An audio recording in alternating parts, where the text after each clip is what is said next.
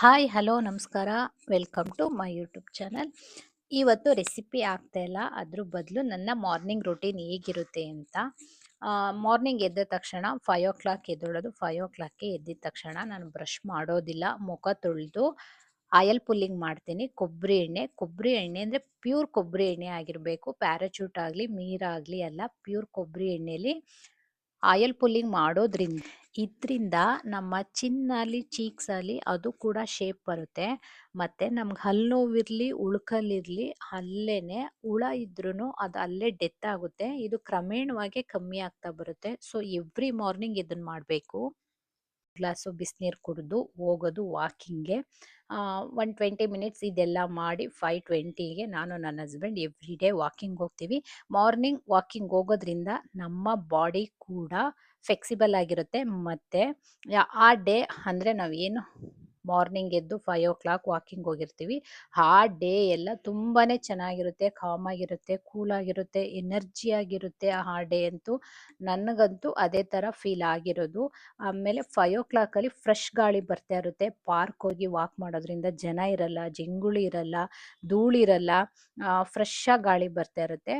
So ನೀವೇನಾದ್ರು diet ಮಾಡಬೇಕು, ನಾನು ವೆಯ್ಟ್ ಲಾಸ್ ಆಗಬೇಕು ಅಂದರೆ ಫಸ್ಟು ಮೇಯ್ನ್ ಏನು ಅಂದರೆ ಬೇಗ ಎದ್ದೊಳ್ಬೇಕು. ಬೇಗ ಎದ್ದೊಳೋದ್ರಿಂದ ನಮಗೆ ಟೈಮು ಎಷ್ಟು ಸೇವ್ ಆಗುತ್ತೆ ಅಂದರೆ, ನಾನು ವೆಯ್ಟ್ ಲಾಸ್ ಮಾಡಬೇಕು ಅಂತ 7 o'clock 7:30ಗೋ ಇದ್ದರೆ ಆಗಲ್ಲ. 5 o'clockಗೆ ಎದ್ದು 1 hour ವಾಕ್ ಮಾಡಿ ಬರಬೇಕು. ವಾಕ್ ಮಾಡಿ ಬಂದಾದಮೇಲೆ ಅವರಿಗೆ ಗ್ರೀನ್ ಟೀ, ಅವರು ಮಾರ್ನಿಂಗ್ ಖಾಲಿ ಹೊಟ್ಟೆಗೆ ಗ್ರೀನ್ ಟೀ ಕುಡಿತಾರೆ. ಗ್ರೀನ್ ಟೀ ಕುಡಿಯೋದ್ರಿಂದನೂ ಕೂಡ ಬೆನಿಫಿಟ್ ಇದೆ. ಏನು ಅಂದರೆ ವೆಯ್ಟ್ ಲಾಸ್ಗೆ ತುಂಬಾ ಎಲ್ಪ್ ಮಾಡುತ್ತೆ. ಮತ್ತು ಗ್ರೀನ್ ಟೀ ನೀವು ಕುಡಿದಷ್ಟು ತುಂಬ ಹೀಟ್ ಇರುತ್ತೆ. ಅದಕ್ಕೋಸ್ಕರ ಗ್ರೀನ್ ಟೀ ಕುಡಿದ್ರೆ ಆದಷ್ಟು ನೀವು ಲಿಕ್ವಿಡ್ ಐಟಮ್ ಜಾಸ್ತಿ ತೊಗೊಬೇಕು. ಇವಾಗ ಜ್ಯೂಸ್ ಆಗಲಿ ಅಥವಾ ಮಜ್ಜಿಗೆ ಆಗಲಿ, ಹಣ್ಗಳಾಗಲಿ, ಫ್ರೂಟ್ಸ್ ಆಗಲಿ, ಲಿಕ್ವಿಡ್ ಐಟಮ್ ಏನಿದೆ ಅದನ್ನು ಜಾಸ್ತಿ ತೊಗೊಬೇಕು. ಅವಾಗ ಬಾಡಿ ಹೀಟ್ ಆಗಲ್ಲ. ನಾನು ಖಾಲಿ ಹೊಟ್ಟೆಗೆ 1 ಗ್ಲಾಸ್ ಬಿಸಿನೀರಿಗೆ 1 ಸ್ಪೂನ್ ತುಪ್ಪ ಹಾಕಿ ಕುಡಿತೀನಿ. ಇದರಿಂದನೂ ಕೂಡ ನಮ್ಮಲ್ಲಿರೋ ಬ್ಯಾಡ್ ಕೊಲೆಸ್ಟ್ರಾಲ್ ಎಲ್ಲ ತೆಗೆಯುತ್ತೆ. ತುಪ್ಪ ಗುಡ್ ಕೊಲೆಸ್ಟ್ರಾಲು. ಈ ಥರ ಒಂದು 10 ಮಿನಿಟ್ಸ್ ಹಾಗೆ ರಿಲ್ಯಾಕ್ಸ್ ಮಾಡಿಕೊಂಡು ಮಾರ್ನಿಂಗ್ ಎದ್ದು ಈ ಥರ ದೇವ್ರ ಸಾಂಗ್ ಕೇಳ್ತಾ ಇದ್ದರೆ ಮನೆ ವಾತಾವರಣನೂ ಕೂಡ ಕೂಲಾಗಿರುತ್ತೆ ಮತ್ತು ಪಾಸಿಟಿವ್ ವೈಬ್ ಇರುತ್ತೆ. ಒಂದು ½ ನನಗೆ ಬರೋ ಅಂಥ ಎಕ್ಸಸೈಸ್ಗಳು ಮಾಡ್ಕೊಳ್ತೀನಿ. ಎನಿ ಎಕ್ಸಸೈಸ್, ನೀವು ಯೋಗ ಆಗಿರ್ಬೋದು ಅಥವಾ ಜಿಮ್ನಾಸ್ಟಿಕ್ ಆಗಿರ್ಬೋದು,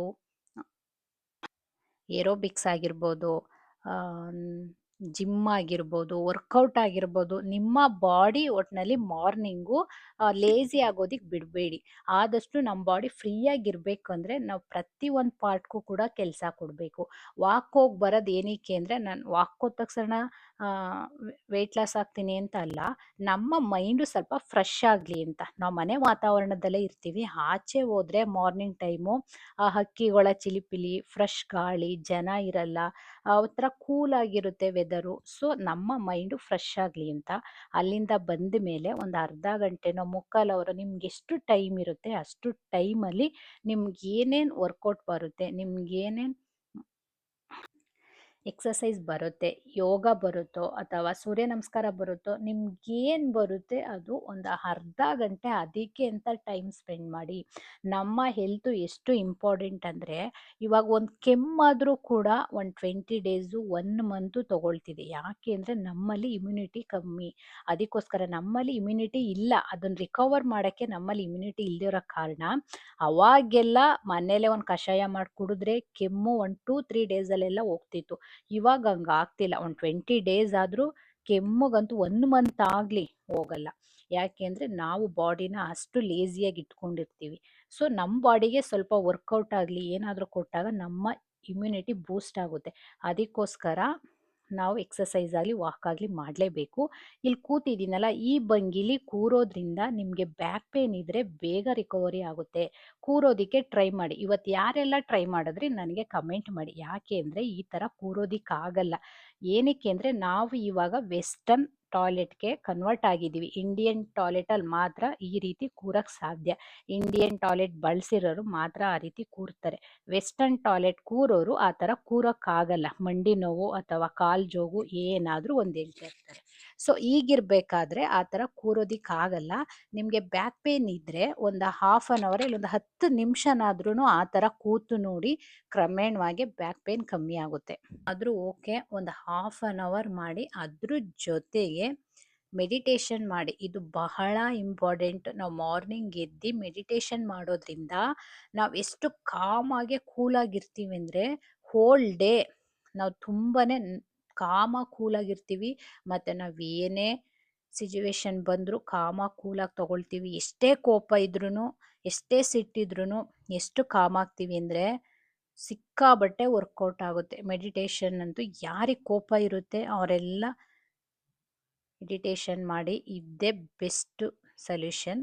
ಮತ್ತು ಇದು ಮಾಡೋದ್ರಿಂದ ನಾವೆಷ್ಟು ಪಾಸಿಟಿವ್ ಆಗಿ ಕನ್ವರ್ಟ್ ಆಗ್ತೀವಿ ಅಂದರೆ, ನಾವು ನೆಗೆಟಿವಲ್ಲಿ ಇದ್ರೂ ಕೂಡ ನಾವು ಅದನ್ನು ಪಾಸಿಟಿವ್ ಆಗಿ ನೋಡ್ತೀವಿ. ನಮಗೆ ಗೊತ್ತಿರಲ್ಲ ಅಷ್ಟು ನಾವು ಅದ್ರ ಮೇಲೆ ಪ್ರಭಾವ, ನಮ್ಮ ಮೇಲೆ ಪ್ರಭಾವ ಬಿದ್ದಿರುತ್ತದು. ಸೊ ನಾವು ಅಷ್ಟು ಚೆನ್ನಾಗಿ ಕನ್ವರ್ಟ್ ಆಗಿರ್ತೀವಿ. ಇದನ್ನಿಲ್ಲ ಅಂದ್ರೂ 1 ದಿನ 2 ದಿನ ಮಾಡಿ ನಂಗೇನೂ ಆಗಲಿಲ್ಲ ಅನ್ನೋ ಆಗಿಲ್ಲ. ಒಂದು 3 ಮಂತ್ಸ್ ಸತತವಾಗಿ ಪ್ರಯತ್ನ ಪಡಿ. ಒಂದು 3 ಮಂತ್ಸ್ ಆದಮೇಲೆ ನಿಮಗೆ ಗೊತ್ತಾಗುತ್ತೆ, ನನ್ನಲ್ಲಿ ಇಷ್ಟು ಬದಲಾವಣೆ ಆಗಿದೆಯಾ, ನಾನು ಈ ಥರ ಯೋಚನೆ ಮಾಡ್ತೀನ, ಆ ಥರ ಪಾಸಿಟಿವ್ ವೈಬ್ ಬರುತ್ತೆ. ಪ್ರತಿ ಒಬ್ಬರಲ್ಲೂ ಅಷ್ಟೇ ನಾವು ಪಾಸಿಟಿವ್ ವೈಬೇ ತಗೊಳ್ತೀವಿ ಹೊರತು ನಮಗೆ ನೆಗೆಟಿವ್ ವೈಬ್ ಮ್ಯಾಚ್ ಆಗಲ್ಲ. ಸೊ ಈ ಥರ ಮೆಡಿಟೇಷನ್ ಪ್ರತಿದಿನ ಮಾಡ್ತಾ ಬನ್ನಿ. ತುಂಬಾನೇ ಬೆನಿಫಿಟ್ ಇದೆ. ಹಾಗೆ ನಮ್ಮ ಬಾಡಿಗೂ ಕೂಡ, ನಮ್ಮ ಹೆಲ್ತ್ಗೂ ಕೂಡ ತುಂಬಾನೇ, ಮಾರ್ನಿಂಗ್ ಟೈಮ್ ಮಾಡೋದ್ರಲ್ಲಂತೂ ತುಂಬಾನೇ ವರ್ಕ್ ಆಗುತ್ತೆ. ನನಗಾಗಿದೆ, ಅದಕ್ಕೆ ನಾನು ನಿಮಗೂ ಹೇಳ್ತಾ ಇರೋದು. ಎವ್ರಿ ಡೇ ನಾನು ಇದೆಲ್ಲ ಮಾಡೋದೇನೆ. ನೀವು ಕೂಡ ಇದನ್ನ ಇವಾಗ್ಲಿಂದಾನೇ ಸ್ಟಾರ್ಟ್ ಮಾಡಿದ್ರೆ ಒಂದು 3 ಮಂತ್ಸಲ್ಲಿ ನಿಮ್ಗೆ ಆ ಪ್ರೊಸೆಸಿಂಗ್ ಏನು ಅಂತ ಗೊತ್ತಾಗ್ಬಿಡುತ್ತೆ. ಹಾಗೆ ಹೆಲ್ತು ಕೂಡ ಚೆನ್ನಾಗಿರುತ್ತೆ, ಸ್ಕಿನ್ ಗ್ಲೋ ಬರುತ್ತೆ, ಏರ್ ಫಾಲ್ ಪ್ರತಿಯೊಂದು ಎಲ್ಲ ನಮ್ಮ ಹೆಲ್ತ್ಗೆ ಏನೇನು ಬೇಕು, ನಮ್ಮ ಬಾಡಿಗೆ ಏನೇನು ಬೇಕು ಎಲ್ಲ ಅದರಿಂದ ಸಿಗುತ್ತೆ. ಹಾಗೆ ನಾನು ಈ ಥರ ಮಾರ್ನಿಂಗ್ ಡ್ರಿಂಕ್ನ ಮಾಡ್ಕೊಳ್ತೀನಿ. ಇದನ್ನ ಖಾಲಿ ಹೊಟ್ಟೆಲೆ ಕುಡಿಬೇಕು. ಈ ಥರ ಕುಡಿಯೋದ್ರಿಂದ ಗ್ಯಾಸ್ಟ್ರಿಕ್ ಆಗಲ್ಲ, ಮತ್ತು ಸ್ಕಿನ್ ಗ್ಲೋ ಆಗುತ್ತೆ, ಏರ್ ಫಾಲ್ ಆಗಲ್ಲ. ಇದು ತುಂಬಾನೇ ಬೆನಿಫಿಟ್ ಇದೆ. ನಾನು ಹಿಂದಿನ ವಿಡಿಯೋದಲ್ಲೇ ಇದನ್ನು ತೋರಿಸಿದ್ದೀನಿ. ಬೇಕು ಅಂದರೆ ಹೇಳಿ ಇನ್ನೊಂದು ಸಲ ಮಾಡಿ ಈ ರೆಸಿಪಿನ ಹಾಕ್ತೀನಿ. ನಾನು ಒಂದೇ ಸಲ ಈ ಥರ ಮಾಡಿಕೊಂಡು, ನನಗೂ ಮಾರ್ನಿಂಗ್ ಟೈಮ್ ಇರಲ್ಲ ಅಂತ ಕ್ಯೂಬ್ಸ್ ಬರುತ್ತಲ್ಲ, ಐಸ್ ಕ್ಯೂಬ್ ಅದರಲ್ಲಿ ಹಾಕಿಟ್ಕೊಂಡ್ಬಿಡ್ತೀನಿ. ಆವಾಗ 1 ಗ್ಲಾಸು ಬಿಸಿನೀರಿಗೆ ಅದನ್ನು ಕ್ಯೂಬ್ ಹಾಕ್ಕೊಂಡು ಕುಡಿಯೋದ್ರಿಂದ ಎವ್ರಿ ಡೇ ಅದು ನನಗೆ ಟೈಮು ಸೇವ್ ಆಗುತ್ತೆ. ಇಲ್ಲ ಅಂದರೆ ಇದನ್ನೇ ಮಾಡ್ತಾ ಇರ್ಬೇಕಂತ ಆಗುತ್ತೆ. ಇದಕ್ಕೆ ಒಂದು 20 ಮಿನಿಟ್ಸ್ ಆಗ್ಬಿಡುತ್ತೆ.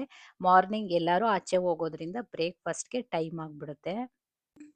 ಈ ಥರ ಒಂದು ಸಲ ಮಾಡಿಟ್ಕೊಂಡ್ಬಿಟ್ರೆ ನಾನೊಂದು 5 ಡೇಸ್ಗೋ ಒಂದು 7 ಡೇಸ್ಗೋ ಮಾಡಿಟ್ಕೋತೀನಿ, ವೀಕ್ಲಿ ಟೈಮ್ ಇದ್ದಾಗ. ಇಲ್ಲ ಅಂತ ಅಂದರೆ ಇದರಲ್ಲೇ ಟೈಮ್ ಹೊರಟೋಗುತ್ತೆ. ಈ ಥರ ಮಾಡಿಟ್ಕೊಳ್ಳೋದ್ರಿಂದ 1 ಗ್ಲಾಸ್ ಬಿಸಿನೀರಿಗೆ ಇದೊಂದು ಕ್ಯೂಬ್ ಹಾಕ್ಕೊಂಡು 1 ಸ್ಪೂನು ಸಬ್ಜಿ ಅಂತ ಬರುತ್ತೆ. ಇದು ಕೂಡ ವೆಯ್ಟ್ ಲಾಸ್ಗೆ ತುಂಬ ಒಳ್ಳೆಯದು. ನೀವು ವೆಯ್ಟ್ ಲಾಸ್ ಮಾಡ್ತಿದ್ರೆ ಇದನ್ನು ಪ್ರಯತ್ನ ಪಡಿ. ಹಾಗೆ ಗ್ಯಾಸ್ಟ್ರಿಕ್ಗೂ ಕೂಡ ತುಂಬ ಒಳ್ಳೆಯದು. ಖಾಲಿ ಹೊಟ್ಟೆಯಲ್ಲಿ ಇದನ್ನು ಕುಡ್ಕೊಂಡು ಇವಾಗ ಟಿಫನ್ಗೆ ರೆಡಿ ಮಾಡ್ಕೊಬೇಕು. ಇಲ್ಲಿ ನಾನು ಟಿಫನ್ನು ಪೂರಿ ಮಾಡ್ತಾಯಿದ್ದೀನಿ. ಬರೀ ಖಾಲಿ ಪೂರಿ ಅಲ್ಲ, ಬೀಟ್ರೋಟ್ ಪೂರಿ. ಬೀಟ್ರೋಟು ಸ್ವಲ್ಪ 1 ಬೌಲು ಬೀಟ್ರೋಟು, 2 ಹಸಿಮೆಣಸಿನ್ಕಾಯಿ, 2 ಇಕ್ಲಷ್ಟು ಬೆಳ್ಳುಳ್ಳಿ, 1 ಸ್ಪೂನು ಜೀರಿಗೆ, ಇಷ್ಟನ್ನ ಹಾಕ್ಕೊಂಡು ಸ್ವಲ್ಪ ನೀರು ಹಾಕ್ಕೊಂಡು ರುಬ್ಕೊಂಡು, ಆ ನೀರು ಈ ಥರ ಸೋದಿಸ್ಕೊಬೇಕು. ಗೋಧಿ ಹಿಟ್ಟಿಗೆ ಸ್ವಲ್ಪ ಉಪ್ಪು ಹಾಕ್ಕೊಂಡು ಈ ನೀರನ್ನ ಸ್ವಲ್ಪ ಹಾಕ್ತಾನೆ ಕಲಿಸ್ಕೊಬೇಕು. ಒಂದೇ ಸಲ ನೀರು ಹಾಕ್ಬಿಟ್ರೆ ಅದು ಹಸಿಟ್ಟು ಕಮ್ಮಿ ಇದ್ದರೆ, ನೀರು ಜಾಸ್ತಿ ಆದಾಗ ಹಿಟ್ಟು ಅದಕ್ಕೆ ಬರಲ್ಲ, ತೆಳ್ಳಗಾಗ್ಬಿಡುತ್ತೆ. ತೆಳ್ಳಗಾದಾಗ ಪೂರಿ ಚೆನ್ನಾಗಿ ಬರಲ್ಲ.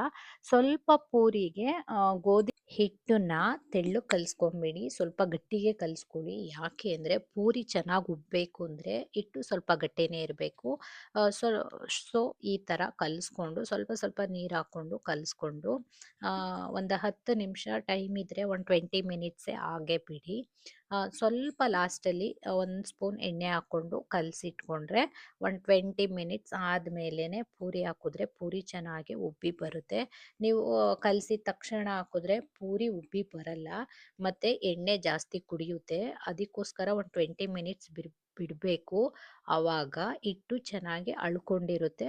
ಆಮೇಲೆ ಸಾಫ್ಟಾಗೂ ಇರುತ್ತೆ ಹಿಟ್ಟು. ಅದಕ್ಕೋಸ್ಕರ ಒಂದು 20 ಮಿನಿಟ್ಸ್ ಹಾಗೆ ಬಿಡಬೇಕು. ನೆಕ್ಸ್ಟು ಪಲ್ಯ ಮಾಡ್ಕೊಳ್ಳೋಣ. ಪಲ್ಯಕ್ಕೆ ಬೀಟ್ರೋಟ ತುರಿದಿಟ್ಕೊಂಡಿದ್ದೀನಿ, ಕಾಯಿ, 2 ಈರುಳ್ಳಿ, ಹಸಿಮೆಣಸಿನ್ಕಾಯಿ, ಕೊತ್ತಂಬರಿ ಸೊಪ್ಪು, ಸಾಸಿವೆ, ಎಣ್ಣೆ, ಉಪ್ಪು. ಹಸಿಮೆಣಸಿನ್ಕಾಯಿನ ಖಾರ ನೋಡಿ ಹಾಕ್ಕೊಳ್ಳಿ. ಖಾರ ಕಮ್ಮಿ ಇದ್ದರೆ ಜಾಸ್ತಿ ಹಾಕ್ಕೊಳ್ಳಿ, ಇಲ್ಲ ಅಂದರೆ ಒಂದು 2 ಹಾಕ್ಕೊಳ್ಳಿ. ಒಂದು ಬಾಣಲಿಗೆ ಎಣ್ಣೆ ಕಾಯಕ್ಕಿಟ್ಟು, ಎಣ್ಣೆ ಕಾದ್ಮೇಲೆ ಸಾಸಿವೆ, ಹಸಿಮೆಣಸಿನ್ಕಾಯಿ, ಈರುಳ್ಳಿ ಎಲ್ಲ ಚೆನ್ನಾಗಿ ಫ್ರೈ ಆದಮೇಲೆ ತುರಿದಿರೋ ಅಂಥ ಬೀಟ್ರೋಟ್ನ ಹಾಕ್ಕೊಳ್ಳಿ. ಬೀಟ್ರೋಟ್ಗೆ ಉಪ್ಪು ಸ್ವಲ್ಪ ಕಮ್ಮಿನೇ ಹಾಕಿ, ಯಾಕೆಂದರೆ ಬೀಟ್ರೋಟು ಸ್ವೀಟ್ ಇದ್ರೂ ಉಪ್ಪು ಜಾಸ್ತಿ ಆಗಿಬಿಡುತ್ತೆ. ನೋಡಿಕೊಂಡು ಉಪ್ಪನ್ನ ಹಾಕ್ಕೊಳ್ಳಿ. ಸ್ವಲ್ಪ ಉಪ್ಪನ್ನ ಹಾಕ್ಕೊಳ್ಳಿ, ಬೇಕು ಅಂದರೆ ನೆಕ್ಸ್ಟ್ ಆ್ಯಡ್ ಮಾಡ್ಕೊಬೋದು ಉಪ್ಪನ್ನ. ಹಾಕ್ಕೊಬೇಕಾದ್ರೇ ಸ್ವಲ್ಪ ಉಪ್ಪನ್ನ ಹಾಕ್ಕೊಳ್ಳಿ. ಸ್ವಲ್ಪ ನೀರನ್ನ ಹಾಕ್ಕೊಂಡು ಒಂದು 10 ಮಿನಿಟ್ಸ್ ಇದನ್ನು ಚೆನ್ನಾಗಿ ಬೇಯಿಸ್ಕೊಂಡ್ರೆ ಫೈನಲಿ ರೆಡಿ ಆಗೋಗುತ್ತೆ. ಇದು ಬೇಗ ಆಗುತ್ತೆ ಬೀಟ್ರೋಟಿಂದನೇ ಎರಡನ್ನೂ ಮಾಡ್ಕೊಬೋದು, ಒಂದು ಪೂರಿ, ಚಪಾತಿ ಅಥವಾ ಬೀಟ್ರೋಟ್ ಪಲ್ಯ. ಫೈನಲಿ ಒಂದು 10 ನಿಮಿಷ ಆದಮೇಲೆ ಕೊತ್ತಂಬರಿ ಸೊಪ್ಪು ಮತ್ತು ಕಾಯಿ ತುರಿ ಹಾಕ್ಕೊಂಡು ಮಿಕ್ಸ್ ಮಾಡಿಕೊಂಡ್ರೆ ಒಂದು 2 ನಿಮಿಷ ಹಾಗೆ ಬಿಟ್ಟು ಕ್ಲೋಸ್ ಮಾಡಿದ್ರೆ ಮುಗೀತು. ಫೈನಲಿ ರೆಡಿ ಆಯಿತು. ಈ ಥರ ಮಾರ್ನಿಂಗ್ ಬ್ರೇಕ್ಫಾಸ್ಟ್ ಮಾಡ್ಕೊಳ್ಳೋದ್ರಿಂದ ಬ್ರೇಕ್ಫಾಸ್ಟ್ ಹೆವಿ ಅನಿಸಲ್ಲ, ಮತ್ತು 2 ಇನ್ 1 ಆಗೋಗುತ್ತೆ. ಅದರಲ್ಲೇ 2 ಆಗುತ್ತೆ, ಅಷ್ಟು ತಲೆ ಬಿಸಿ ಇರಲ್ಲ. ಇವಾಗ ಎಣ್ಣೆ ಕಾಯಕ್ಕೆ ಇಟ್ಕೊಂಡು ಒಂದು 20 ಮಿನಿಟ್ಸ್ ಆಗಿದೆ. ಹಿಟ್ಟು ನೋಡಿ ಎಷ್ಟು ಚೆನ್ನಾಗಿ ಬಂದಿದೆಯಲ್ಲ. ಈ ಥರ ಹಿಟ್ಟು ಬರಬೇಕು. ಬಂದ ಮೇಲೆ ಮಕ್ಕಳು ಲಂಚ್ ಬಾಕ್ಸ್ಗೆ ಈ ಥರ ಮಾಡಿಕೊಡಿ. ಮಕ್ಕಳು ಖುಷಿಯಿಂದ ಇಷ್ಟಪಟ್ಟು ತಿಂತಾರೆ. ಕೆಲವು ಮಕ್ಕಳು ಕಲರ್ ನೋಡು ಕೂಡ ತಿನ್ನಲ್ಲ, ರೆಡ್ ಕಲರ್ ಇದೆ ಅಂತ. ಈ ಥರ ಡಿಫ್ರೆಂಟಾಗಿ ಮಾಡಿಕೊಟ್ರೆ ಖಂಡಿತವಾಗ್ಲೂ ತಿಂತಾರೆ. ಈ ಥರ ಚಪಾತಿ ಥರ ಲಟ್ಟಿಸ್ಬಿಟ್ಟು ಒಂದು ಗ್ಲಾಸಲ್ಲಿ ಎಷ್ಟಗಲ ಬರುತ್ತೋ ಅಷ್ಟಗಲ ಈ ಥರ ಮಾರ್ಕ್ ಮಾಡ್ಕೊಳ್ಳಿ. ಚಿಕ್ಕ ಚಿಕ್ಕ ಪೂರಿ ಥರ ಪೂರಿ ಥರ ಮಾಡಿಕೊಡೋದ್ರಿಂದ ಮಕ್ಳಿಗೂ ಖುಷಿಯಾಗುತ್ತೆ, ತಿನ್ನಬೇಕು ಅಂತ ಅನಿಸುತ್ತೆ. ಮಕ್ಳಿಗೆ ನಾವು ಯಾವ ಥರ ಮಾಡಿಕೊಡ್ಬೇಕು ನೋಡಿ ಮಾಡಿಕೊಟ್ರೆ ಮಕ್ಕಳು ಕೂಡ ಖುಷಿಯಿಂದ ತಿಂತಾರೆ. ನಮ್ಮ ಮನೇಲಂತೂ ಬೀಟ್ರೋಟ್ ಪಲ್ಯ ತಿನ್ನಲ್ಲ, ನಾನು ಯಾವಾಗಲೂ ಇದೇ ಥರ ಮಾಡಿ ಮಕ್ಳಿಗೆ ಕೊಡೋದು. ಅವರಿಗೆ ಪೂರಿ ಅಂತ ತಿಂತಾರೆ, ಬೀಟ್ರೋಟು ಅಂತ ಗೊತ್ತಾಗಲ್ಲ, ಮತ್ತು ಕಲರ್ ಕೂಡ ಅಷ್ಟಾಗಿ ಗೊತ್ತಾಗಲ್ಲ. ರೆಡ್ ಕಲರ್ ಬರೋದ್ರಿಂದ ಟೇಸ್ಟಿಯಾಗಿರುತ್ತೆ. ನಾವು ಇದಕ್ಕೆ ಫಸ್ಟೇ ಬೆಳ್ಳುಳ್ಳಿ, ಜೀರಿಗೆ, ಹಸಿಮೆಣ್ಸಿನ್ಕಾಯಿ ಹಾಕಿರೋದ್ರಿಂದ ಟೇಸ್ಟಿಯಾಗೇ ಇರುತ್ತೆ, ಸಿಪ್ಪೆಯಾಗಿ ಏನಿರಲ್ಲ. ಖಾಲಿ ಪೂರಿನೂ ಕೂಡ ಹಾಗೆ ತಿನ್ಬೋದು. ಮಕ್ಳಿಗೆ ಈ ಥರ ಲಂಚ್ ಬಾಕ್ಸ್ಗೆ ಒಂದ್ಸಲ ಮಾಡಿ ಕಳಿಸಿ, ಇಷ್ಟಪಟ್ಟು ತಿಂತಾರೆ. ನನ್ನ ಮಗಂಗಂತೂ ಸಿಕ್ಕಾಬಟ್ಟೆ ಇಷ್ಟ. ಬಂದ ತಕ್ಷಣ ಹೇಳ್ತಾನೆ, ಅಮ್ಮ ಪೂರಿ ಸಕ್ಕತ್ತಾಗಿತ್ತಮ್ಮ ಅಂತ. ನಾನು ಪೂರಿ ಮಾಡಿದಾಗೆಲ್ಲ ಅವ್ನಿಗೆ ಹೀಗೇನೆ ಮಾಡಿಕೊಡೋದು. ಒಂದು ತಿನ್ನೋ ಬದಲು 2 ಎಕ್ಸ್ಟ್ರಾನೇ ತಿಂತಾರೆ. ಫೈನಲಿ ಒಂದು ಲಂಚ್ ಬಾಕ್ಸ್ಗೆ ಪೂರಿ ರೆಡಿ ಆಯಿತು. ನೆಕ್ಸ್ಟು ನೀವು ಅಷ್ಟೇ ಪೂರಿ ಒತ್ಕೊಬೇಕಾದ್ರೆ ಈ ಥರ ಮಾಡ್ಕೊಳ್ಳಿ. ಪೂರಿ ಒಂದೇ ಸಲ ಒತ್ತಿ ಇಟ್ಕೊಂಡ್ರೆ ಒಂದೇ ಸಲ ಹಾಕೊಬೋದು. ಎಣ್ಣೆ ಕಾದಾಗ ಪೂರಿ ಇಲ್ಲಿ ಲಟ್ಸಿ ಹಾಕೋದ್ರಿಂದ ಎಣ್ಣೆ ಅಲ್ಲಿ ಕಾದೋಗುತ್ತೆ. ಒಂದು 10ರಿಂದ ಒಂದು 8 ಪೂರಿ ನಿಮ್ಗೆ ಎಷ್ಟು ಬೇಕೋ ಅಷ್ಟನ್ನ ಫಾಸ್ಟಾಗಿ ಒತ್ಕೊಂಡು ಈ ಥರ ಇಟ್ಕೊಂಡ್ರೆ ಎಣ್ಣೆ ಅಲ್ಲಿ ಕಾಯ್ತಾ ಇರುತ್ತೆ. ನಾವಿಲ್ಲಿ ಒತ್ತಿಟ್ಕೊಳ್ಳೋದ್ರಿಂದ ಪೂರಿ ಬೇಗ ಆಗುತ್ತೆ. ಇಲ್ಲ ಅಂತ ಅಂದರೆ ಅಲ್ಲಿ ಲಟ್ಸಿ ಅಲ್ಲಿ ಹಾಕ್ತೀನಿ ಅಂದರೆ ಎಣ್ಣೆ ಕಾಯುತ್ತೆ, ಸುಮ್ಮನೆ ಎಣ್ಣೆನೂ ವೇಸ್ಟ್ ಆಗುತ್ತೆ, ಮತ್ತು ಪೂರಿನೂ ಸ್ವಲ್ಪ ಕಪ್ಪಗಾಗ್ಬಿಡುತ್ತೆ. ಅದಕ್ಕೋಸ್ಕರ ಈ ಥರ ಒಂದೇ ಸಲ ಒತ್ತಿ ಇಟ್ಕೊಳ್ಳಿ. ಎಣ್ಣೆ ಕಾದಿದೆ, ಎಣ್ಣೆ ಕಾದ ಮೇಲೆ ಪೂರಿ ಹಾಕೋಣ. ಪೂರಿ ನೀವು ಒತ್ತಬೇಕಾದ್ರೇ ಲಟ್ಟಿಸ್ಬೇಕಾದ್ರೇ ಪ್ರೆಸ್ ಮಾಡಿ ಲಟ್ಟಿಸ್ಬಾರ್ದು, ಆವಾಗ ಉಬ್ಬಲ್ಲ. ಹಾಗೆ ಮೇಲ್ಮೇಲೆ ಒತ್ಕೊಂಡ್ರೇ ಈ ಥರ ಉಬ್ಬೋದು. ಮತ್ತು ಈ ಥರ ಉಬ್ಬೋದ್ರಿಂದ ಎಣ್ಣೆ ಅಷ್ಟಾಗಿ ತೊಗೊಳ್ಳಲ್ಲ. ಪೂರಿ ಉಬ್ಬಿದ್ರೇ ಚೆಂದ, ಇಲ್ಲಾಂದ್ರೆ ಉಬ್ಬಲಿಲ್ಲ ಅಂದರೆ ಎಣ್ಣೆ ಅಂಶ ಜಾಸ್ತಿ ತೊಗೊಳುತ್ತೆ, ತಿನ್ನೋಕ್ಕೂ ಅಷ್ಟು ಚೆನ್ನಾಗಿರಲ್ಲ. ಈ ಥರ ಉಬ್ಬಿದ್ರೇ ಸಾಫ್ಟಾಗಿರುತ್ತೆ, ಎಣ್ಣೆ ಅಷ್ಟು ತೊಗೊಂಡಿರಲ್ಲ. ನೀವು ಒತ್ತಬೇಕಾದ್ರೇ ನೋಡಿ ಒತ್ಕೊಳ್ಳಿ. ಪೂರಿ ಈ ಥರ ಬಂದ್ರೇ ತಿನ್ನೋದಕ್ಕೂ ಮಜಾ ಇರೋದು. ಫೈನಲಿ ಪೂರಿ ಚೆನ್ನಾಗಿ ಬಂತು. ಫೈನಲಿ ಪೂರಿನೂ ರೆಡಿ ಆಯಿತು. ಈ ಥರ ಒಂದು ಸಲ ಟ್ರೈ ಮಾಡಿ. ನೀವು ಪದೇ ಪದೇ ಮಾಡೋಕ್ಕಾಗಲ್ಲ ಅಂದ್ರೂ ಒಂದು ಸಲ ಟ್ರೈ ಮಾಡಿ ನೋಡಿ, ಟೇಸ್ಟಿಯಾಗಿ ಚೆನ್ನಾಗಿರುತ್ತೆ. ಅದೇ ಥರ ಪೂರಿ ತಿನ್ನೋ ಬದಲು ಈ ಥರನೂ ಟ್ರೈ ಮಾಡ್ಬೋದು, ಟೇಸ್ಟಿಯಾಗೂ ಕೂಡ ಚೆನ್ನಾಗಿರುತ್ತೆ. ನಾವು ಮಾರ್ನಿಂಗ್ ಖಾಲಿ ಹೊಟ್ಟೆಲಿ ಕಾಫಿ ಆಗಲಿ ಟೀ ಆಗಲಿ ಕುಡಿಯಲ್ಲ. ಅವ್ರಿಗೆ ಕಾಫಿ, ನನಗೆ ಟೀ. ನಾವು ಕಾಫಿಗೆ ಟೀಗೆ ಬೆಲ್ಲನೇ ಹಾಕೋದು, ಸಕ್ಕರೆ ಯೂಸ್ ಮಾಡಲ್ಲ ನಮ್ಮ ಮನೇಲಿ. ಬೆಲ್ಲ ಆಗಿರೋದ್ರಿಂದ ಖಾಲಿ ಹೊಟ್ಟೆಗೆ ಖಂಡಿತವಾಗೂ ಕಾಫಿ ಆಗಲಿ ಟೀ ಆಗಲಿ ಕುಡಿಬೇಡಿ, ಅದರಿಂದನೇ ಗ್ಯಾಸ್ಟ್ರಿಕ್ ಆಗೋದು. ನೀವು ಖಾಲಿ ಹೊಟ್ಟೆಗೆ ಕುಡಿಯೋದ್ರಿಂದ ಎಲ್ತು ಕೂಡ ಒಳ್ಳೆಯದಲ್ಲ. ನೀವು ಟಿಫನ್ ಆದಮೇಲೆ ಕಾಫಿ ಆಗಲಿ ಟೀ ಆಗಲಿ ಕುಡಿಯೋ ಅಭ್ಯಾಸ ಮಾಡ್ಕೊಳ್ಳಿ. ನಾವು ಇದೇ ಥರ ಅಭ್ಯಾಸ ಆಗಿರೋದು. ನಮ್ಮ ವಿಡಿಯೋ ನಿಮ್ಗೆ ಇಷ್ಟ ಆದರೆ ನಮ್ಮ ಚಾನಲ್ನ ಸಬ್ಸ್ಕ್ರೈಬ್ ಮಾಡಿ, ಹಾಗೆ ಲೈಕ್ ಮಾಡಿ ಮತ್ತು ಶೇರ್ ಮಾಡಿ.